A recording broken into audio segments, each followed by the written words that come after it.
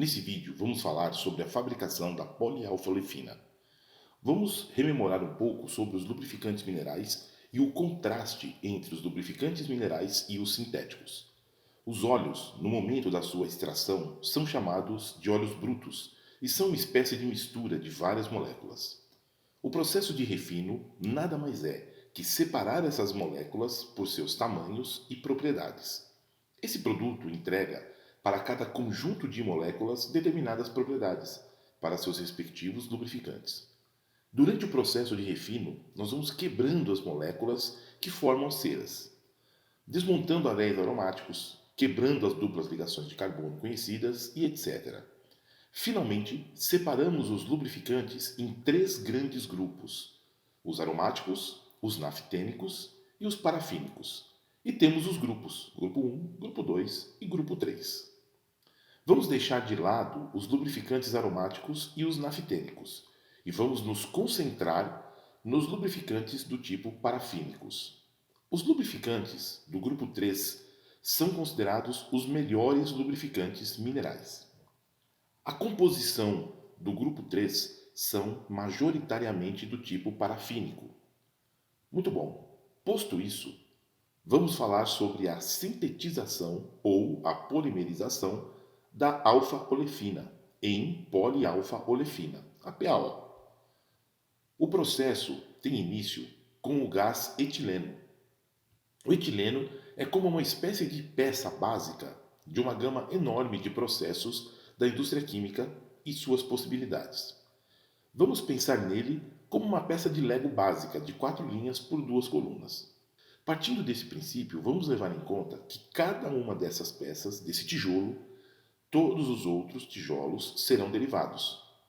Então, o processo de polimerização tem início com a adição do gás etileno com várias moléculas desse gás, vários tijolos. Dessa forma, se obtém o polietileno, que é largamente utilizado na indústria do plástico. Podemos ter o óxido de etileno, que é utilizado como anticongelante, uma série de outros derivados, como o etileno diclorado, que é utilizado no processo dos vinílicos, o estireno, que vai na borracha, e claro, o que mais nos interessa, que é o polietileno, pois é através dele que chegamos ao PAO. Antes de mais nada, vamos entender por que se chama polialfa-olefina. Vamos adotar como nosso ponto de partida uma molécula de 10 carbonos, todos eles saturados. Um decano, portanto. Um deceno é uma insaturação de um carbono dessa cadeia. Também chamamos esse deceno de olefina. Se essa insaturação se der no primeiro carbono, então nós teremos uma alfa-olefina.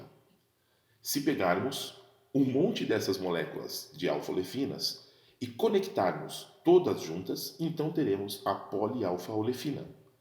E então sabemos agora de onde vem o nome.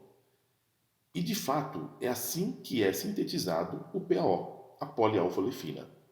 No caso da insaturação do vídeo, chamamos de um decino pentâmero. Isso por haver 5 cadeias de decinos. Se fosse 4 cadeias, seriam tetrâmeros. E ainda assim teríamos um PAO. Legal. Agora vamos olhar no gráfico novamente dos grupos de óleos minerais. Olhando para a esquerda, vamos perceber que as polialfa-olefinas são uma espécie de parafina pura. Não há anéis carbônicos, nem naftênicos e nem aromáticos. E não há presença desses componentes, pois iniciamos essa polimerização com o gás de etileno.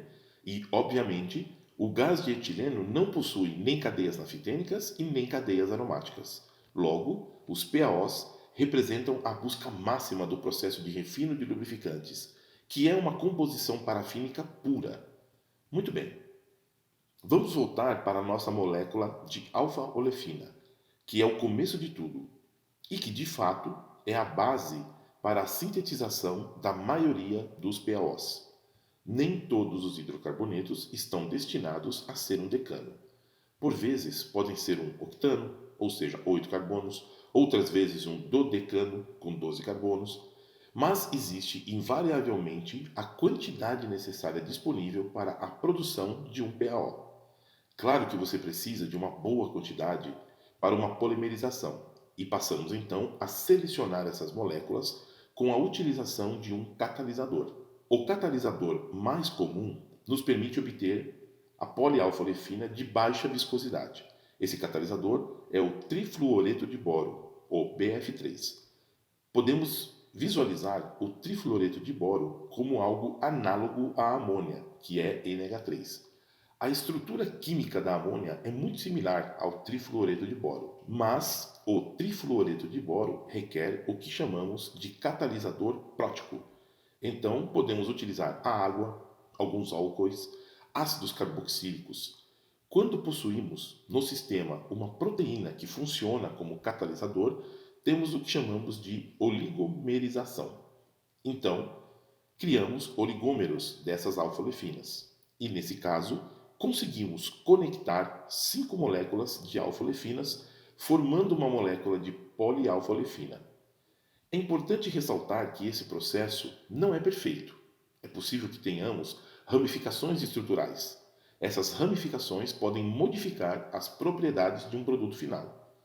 Uma última observação: quando conectamos todas essas alfa-olefinas através do processo catalítico, a molécula final sempre vai haver uma ligação dupla restante, porque é assim que se forma esse polímero.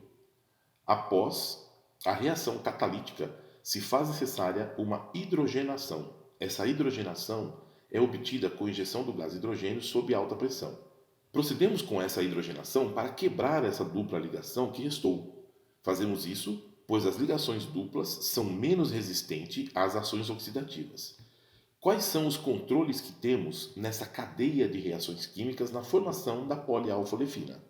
No exemplo que estamos utilizando até agora, me vali de uma molécula com 10 carbonos, mas isso não é estritamente necessário. É possível a utilização com outros números de carbonos na cadeia da polialfa-olefina. Podemos iniciar essa reação com um octano, por exemplo.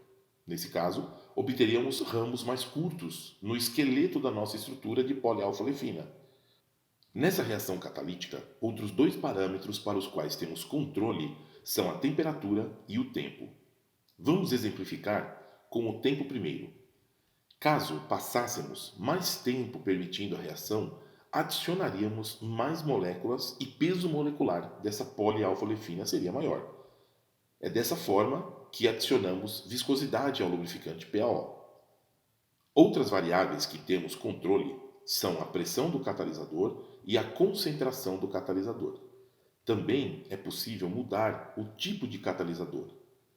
Nesse exemplo, utilizei o trifluoreto de boro. Caso você queira um peso molecular que entregue uma viscosidade superior a 20 centistokes. E quero ressaltar que as medidas de viscosidade são aferidas para 40 e 100 graus Celsius. Logo, para um peso molecular maior, deveremos pensar em outro catalisador. Existe uma tecnologia de catalisador de metaloceno, que produz PAOs sem ramificações estruturais. Nesse caso, o principal benefício agregado é o alto índice de viscosidade dessa PAO. A concentração do cocatalisador, a alimentação do cocatalisador. Esses são os exemplos citados anteriormente que podem ser a água, os álcoois, os ácidos carboxílicos. Podemos alterá-los e com isso vamos alterar as propriedades das polialfa-olefinas. E isso vai entregar diferentes características ao produto final. Outro ponto importante é a extinção da reação. Essas reações geralmente são interrompidas pelo acréscimo de água. A hidrogenação também ocorre por uma reação catalítica.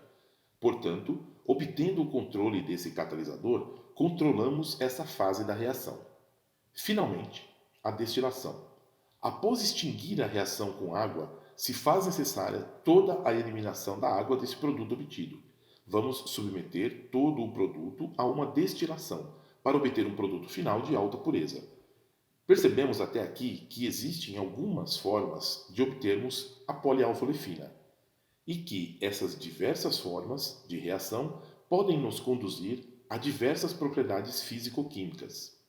Quais são essas propriedades que se manifestam no produto final? De cara, uma das vantagens desse processo de reação, dessa fabricação, é que podemos obter muitos graus de viscosidades diferentes.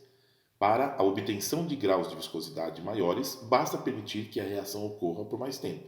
Dessa forma, as moléculas de PaO serão maiores e, portanto, o grau de viscosidade também sobe. O desempenho em baixas temperaturas de um PaO é fantástico. Como podemos observar, através de todo o processo não há formação de moléculas de cera. Logo, o ponto de fluidez de um PaO é muito baixo, ficando na casa dos 50 graus negativos. O PaO tem a volatilidade muito baixa. As moléculas são organizadas de forma homogênea e muito próximas umas às outras. Essa arquitetura molecular faz com que os índices de volatilidade sejam baixos. Logo, o ponto de fulgor é maior e a propagação de chama muito menor. Uma vez o fogo iniciado, apaga rapidamente. O PaO tem uma excelente estabilidade. Se prestar atenção no diagrama ao lado, você vai perceber que só existem ligações simples entre os carbonos. A ausência de ligações duplas reduz sensivelmente a suscetibilidade de uma molécula de PaO à oxidação. Por que temos essa melhora do índice de viscosidade? Sabemos que entre os aromáticos naftênicos e parafínicos, são os parafínicos que apresentam melhores índices de viscosidade. O PaO é do tipo parafênico e são puros.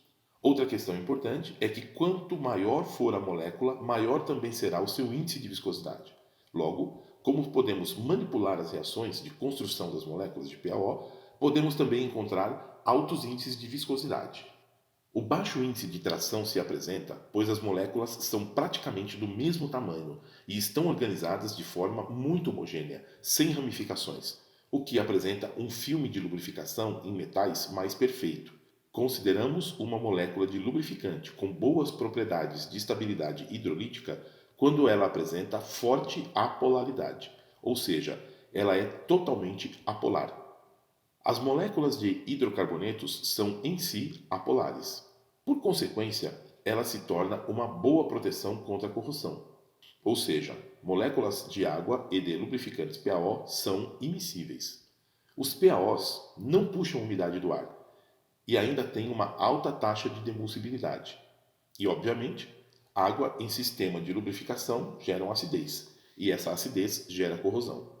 Também não é tóxico, devido à falta de anéis aromáticos, mas, infelizmente, as desvantagens são que podemos ter baixa compatibilidade com alguns selos. Os aditivos com afinidade iônica para o metal são necessariamente polares. Então, aditivos como desativadores de metal, aditivos antidesgaste, aditivos de extrema pressão, os famosos EPs, qualquer coisa que realmente precise aderir a uma superfície metálica tem uma solubilidade muito baixa nos PaOs. E é por isso que, geralmente, nós vamos precisar de um éster ou de um naftaleno alquilado para solubilizar esses aditivos. De qualquer forma, espero que tenha sido uma introdução útil de como é industrializado o PaO e suas diversas possibilidades de imprimir características fisicoquímicas a esse PaO. Se tiver qualquer dúvida, deixe nos comentários ou em algum local onde você possa me enviar essa dúvida. Por aqui segue seu amigo de sempre, Ricardo Capobianco.